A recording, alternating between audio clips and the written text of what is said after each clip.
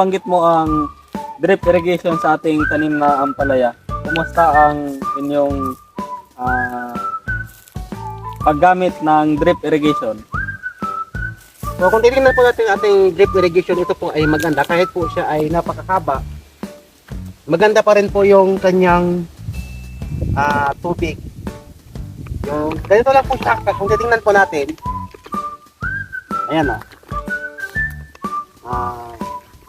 parang tumutulo lang siya kung titingnan po natin. Pero sa loob po ng 2 oras, 2 oras kalahati minsan, ay siya po ay basang-basa na talaga siya.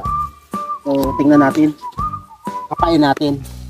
Ayan po, tingnan na natin yung kanyang tinuluan po. Ayan, sobrang basang-basa na siya.